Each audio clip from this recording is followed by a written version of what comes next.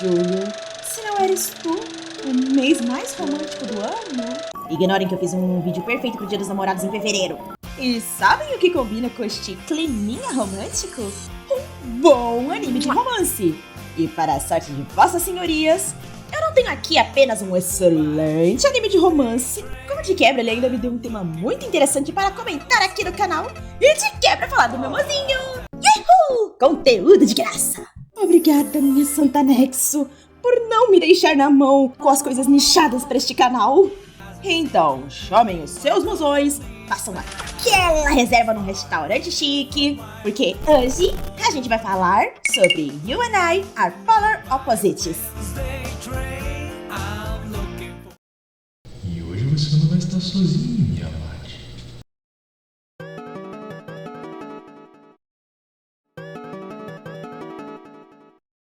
Sendo uma adaptação de uma webcomic, Seihantai na Kimi Toboku, ou You and I Are Polar Opposites, foi escrito por Kousha Agasawa.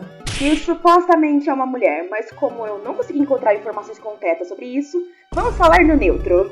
A história gira em torno do casal Suzuki Miyu e Yusuke Kitani, dois adolescentes que não poderiam ser mais diferentes. Enquanto a Suzuki é extrovertida, agitada e colorida, o Tani é alguém mais reservado, tímido e coberto de tons de cinza. Mesmo sendo tão diferentes, eles são perdidamente apaixonados um pelo outro. E a partir daí, a história vai focar neles aprendendo a ter uma relação saudável e de quebra focar também na relação que os amigos deles têm entre si.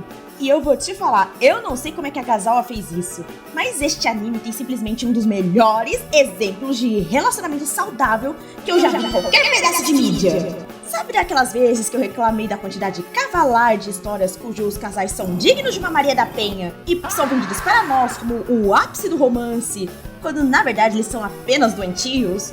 Ou de casais que são tão enrolados pra se declarar que a gente desiste de acompanhar a história de tão maçante que é? Então, a gente não tem isso aqui. A Suzuki e o Tani são extremamente adoráveis um com o outro. Qualquer mínima interação deles já me deixava com o coração quentinho, porque dá pra ver, só do jeito que eles se olham, o quanto eles se amam. Fora que eles fazem uma coisa assim muito simples, um negócio assim que muita gente ignora na hora de ter um relacionamento, que é eles conversam quando alguma coisa tá errada!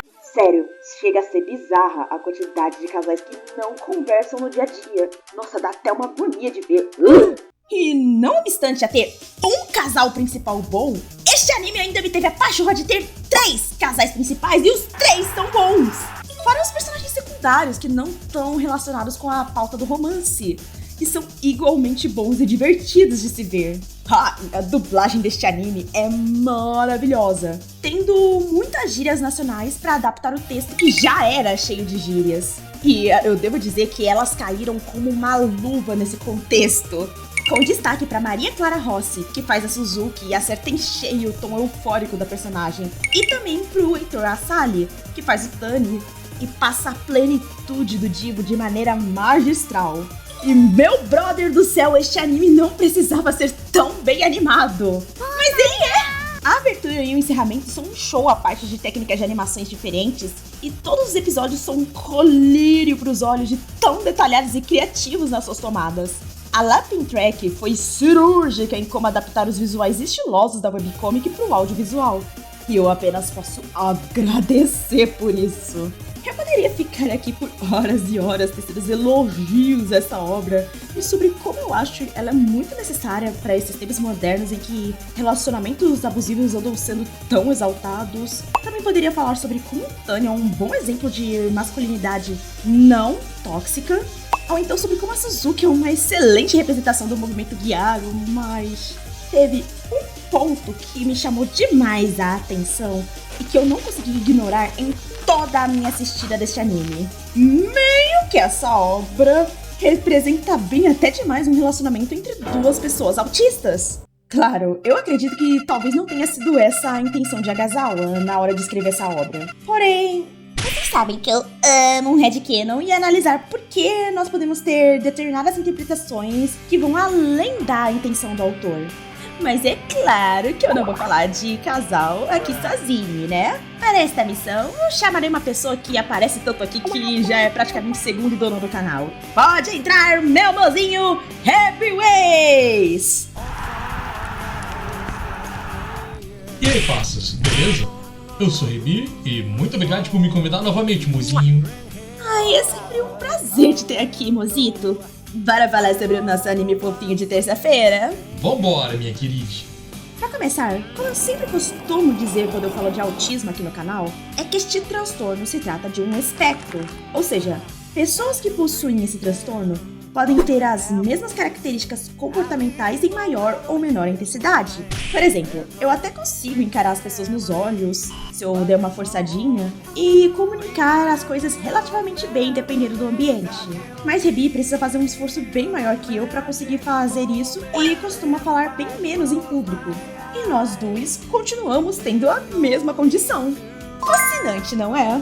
Isso é uma coisa que eu não conseguia deixar de reparar enquanto eu assistia esse anime.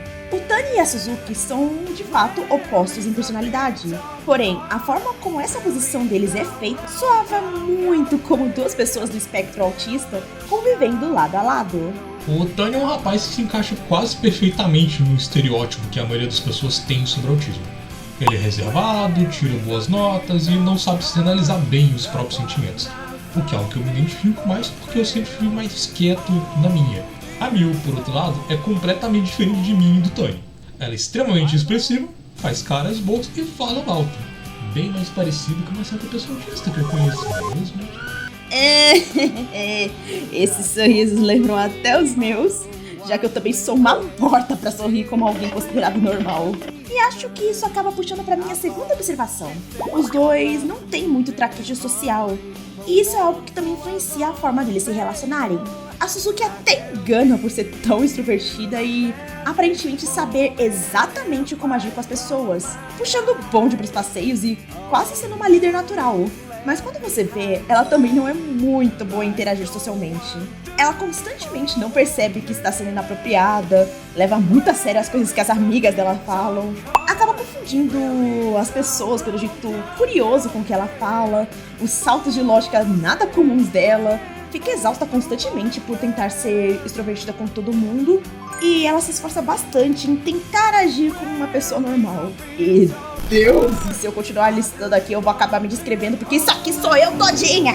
Já o Tani claramente tem dificuldades de se aproximar das pessoas.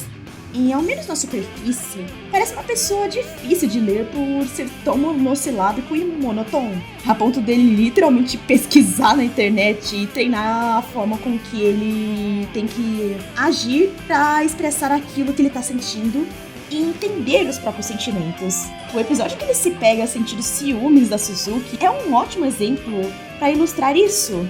Porque ele sabe que aquilo que ele sentiu foi ruim, mas como é algo novo pra ele, ele precisa de um baita tempo pra processar isso e conseguir botar pra fora. É interessante ver como essa dificuldade em socializar afeta os dois, criando conflitos, porque além de tudo, namorar é uma experiência nova para eles. Mas felizmente esses conflitos são resolvidos em uma boa conversa, como todo casal deveria fazer. Tani e Suzuki, hipoteticamente, seriam duas pessoas em pontos diferentes do espectro, tentando se entender e equilibrar a vida deles apesar de diferentes dificuldades, tal qual nós duas. Isso é verdade. Mas, hey, mozinho, sabe qual foi uma das coisas que mais me fez sentir representada por esse anime? O quê? O simples fato de que o que é estranho pra 99% das pessoas não parece ser um problema pra você. Sim, com certeza. Voltando no sorriso da Suzuki e as inúmeras manias de movimento e fala dela, eu também sou uma pessoa que se mexe muito pra se expressar, a ponto de já ter tomado bronca por ficar andando em círculos enquanto eu atendo o celular. Fora ter dificuldade pra tirar fotos legais e os infinitos barulhos que eu faço aleatoriamente e podem ser considerados irritantes. Então, quando eu vejo ela se segurando pra não deixar essas coisas vazarem na frente dos outros, a minha identificação veio na hora, porque eu tenho que pensar conscientemente em restringir essas coisas que eu sei que vão irritar os outros. Mas, quando eu tô com o Rebi, isso não é necessário. Mais de uma vez, Rebi disse que poderia passar o dia inteiro me vendo sendo eu mesma e fazendo as minhas coisinhas, não me achando uma aberração por porque do nada eu vou repetir um som que eu acabei de escutar igual um papagaio. Da mesma forma que o Tani deixa a Suzuki segura de dar mordidas enormes no próprio sanduíche, amar o sorriso estranho dela e comprar ela com um panda, que é um bicho que a Suzuki ama e é a forma dele de dizer que acha ela adorável. A primeira vez que eu me senti tão confortável em ser o mesmo no relacionamento foi com você. E eu sinto que a Suzuki causa o mesmo conforto no Tani, porque ela permite que ele seja ele mesmo, sem precisar se forçar a mudar para agradar ela. Ele também é cheio das suas inseguranças. De fato, eu sei que pessoas como nós somos difíceis de lidar, porque não sabem o que estamos pensando e a conversa morre porque não sabemos o que falar. Mas a verdade é que às vezes gostamos só de ouvir alguém falando animadamente sobre o que gosta por horas e horas, e ela tá bem de boa com isso. Ainda assim, dá pra ver que ela também se interessa em conhecer o que ele gosta e incentiva ele a se abrir e mostrar mais os seus gostos sem forçar a barra. No fim, acho que podemos concluir que Hagasawa mirou e acertou até demais na ideia de os opostos se atraem. Mas, assim como a Ryukokui e a representação do autismo acidental no Laios e no Kabru, Hagasawa também conseguiu representar com precisão o relacionamento de duas pessoas em lados opostos do espectro autista. Se eu tivesse uma moeda para cada vez que isso aconteceu e você usou para falar no seu canal, eu teria 2 moedas. Porque não é muito, mas eu tô sentindo que vai aumentar. Mas o que vocês acham disso, Rosarians? Acham que a gente pirou na batatinha de vez ou a gente tem um bom ponto? Eu queria agradecer a participação da minha mãzinha aqui do canal e gostaria que eu desse umas palavrinhas aqui no final. Fala, mozinho. É sempre um prazer participar aqui do seu canal, Benzinho. Para quem não me conhece, eu também tenho um canal aqui no YouTube que eu posto a cada eclipse lunar, o Blue Sky onde eu posto meus desenhos e principalmente minha página do Twitch, onde você pode baixar os meus jogos. Não esqueçam de olhar a descrição para ver o nosso LivePix, o nosso Discord e as minhas histórias também. Todas elas têm casais com gente no espectro autista se relacionando e eu tenho certeza que vocês vão gostar. A gente vai ficando por aqui, nos vemos no próximo vídeo e... Licencinha que o casal vai sair de cena.